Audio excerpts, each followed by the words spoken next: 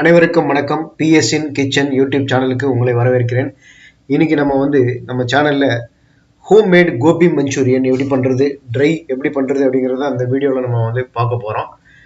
பொதுவாக பார்த்தீங்கன்னா அந்த கோபி மஞ்சூரியன் ஹோட்டல்ல தான் நல்லா இருக்கும், வீட்டில் சரியா வராது. ஹோட்டல்ல பார்த்தீங்கன்னா அதில் சில இதெல்லாம் மிக்ஸ் பண்ணுவாங்க, அதெல்லாம் ஆரோக்கியத்துக்கு கெடுதல்.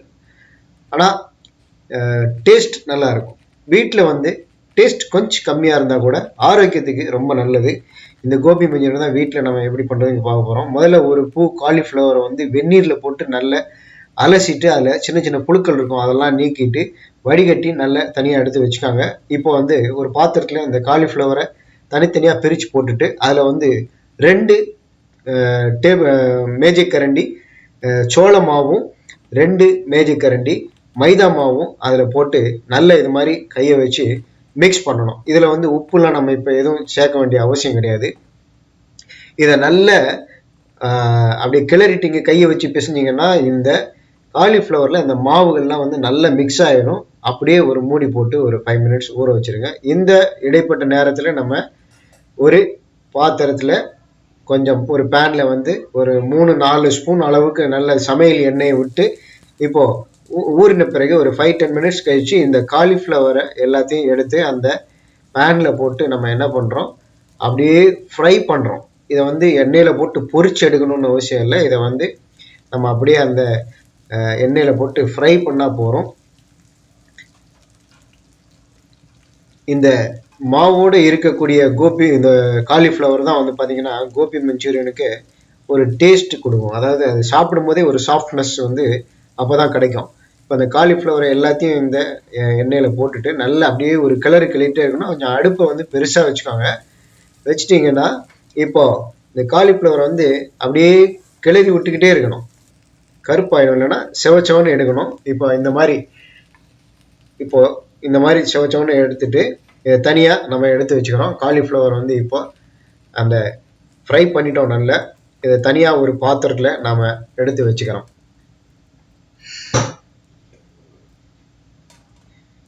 இப்போ அந்த பேனில் நம்ம கொஞ்சம் எண்ணெய் ஊற்றிக்கிறோம். ஒரு 3 ஸ்பூன் எண்ணெய் ஊற்றிக்கோங்க. நிறைய எண்ணெய் சேர்க்கணும்னு இல்லை, இல்லைன்னா ஓவர் ஆயில் ஆகிடும். இப்போ அதில் எண்ணெய் ஊற்றிருக்கேன். இப்போ நான் ஒரே ஒரு பச்சை மிளகா காரத்துக்கு ஆட் பண்ணிக்கிறேன். சின்னதாக வெங்காயம் நறுக்கி வச்சுருக்கேன், பெரிய வெங்காயம். இதையும் அதில் போட்டு நல்லா ஃப்ரை பண்ணுறேன். இந்த வெங்காயம் பார்த்தீங்கன்னா கண்ணாடி மாதிரி வரணும், நல்லா ஃப்ரை பண்ணிக்கணும். இந்த வெங்காயத்தை நல்லா ஃப்ரை பண்ணிவிட்டு அதுலேயே ஒரு 5 மினிட்ஸ் வதக்கிட்டு ஒரு தக்காளி சின்னதாக 2 தக்காளி நறுக்கி போட்டுங்க. கேப்சிகம் குடைமிளகாயை சின்னதாக நறுக்கி அதையும் போட்டு நல்லா அதை வதக்கிடுங்க. நல்லா வதக்கிட்டு கொஞ்சமாக இப்போ நம்ம அதில் தண்ணீர் சேர்க்குறோம். அடுப்பை நல்லா பெருசாக வச்சுட்டு நல்லா தண்ணீர் சேர்த்துட்டு நல்லா அதை கொதிக்க விட்டிங்கன்னா அது நல்லா வெந்துடும். தக்காளி கேப்சிகம்லாம் நல்லா வெந்துடும். இப்போ அதில் லேசாக கொஞ்சமாக மஞ்சள் தூள் ஆட் பண்ணிக்கிறேன். அதில் ஒரு 1.5 ஸ்பூன் அளவுக்கு பவுடர் சால்ட்டு அதில் ஆட் பண்ணிக்கிறேன். ஹோட்டல்லாம் பார்த்தீங்கன்னா அந்த கோபி மஞ்சூரியன் ரெட்டிஷாக வரணுங்கிறதுக்காக அதில் சிவப்பு கலர் சாயம்லாம் சேர்ப்பாங்க. அதெல்லாம் உடம்புக்கு ஆரோக்கியமானது இல்லை. இப்போ பவுடர் சால்ட்டு ஆட் பண்ணியிருக்கேன். இதை நல்லா கிளறி விட்டுறேன். இதை நல்லா கொதிக்க வச்சுட்டு இதை நல்லா கிளறிட்டு நம்ம கொஞ்சம் பெருங்காயத்தூளை ஆட் பண்ணிக்கிறேன்.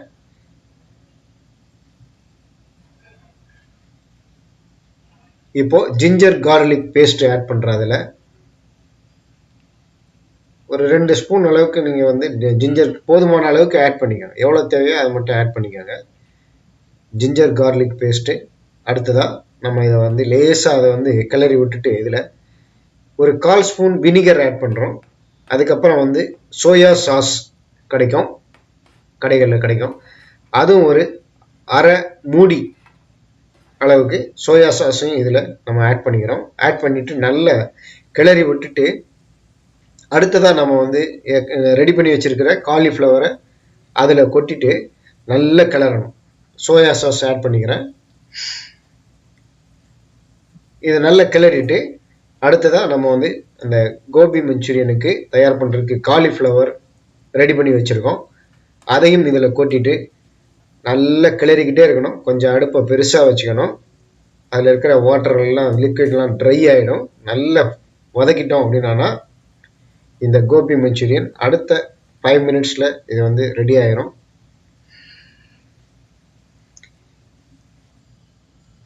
இப்படி இருக்கும்போது வந்து இந்த கோபி மஞ்சூரியன் சாப்பிட்றதுக்கு நல்லா சாஃப்டாக இருக்கும்.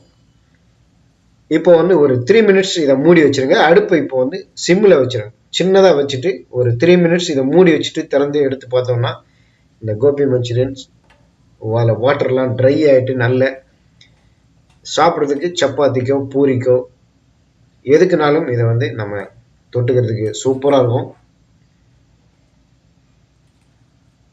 இதே மாதிரி வீட்டில் நீங்கள் செய்து பாருங்கள். ரியலாகவே நல்ல டேஸ்ட்டாக வரும். கிட்டத்தட்ட ஹோட்டல் டேஸ்ட் வரும். ஆனால் ஆரோக்கியத்துக்கு ரொம்ப நல்லது.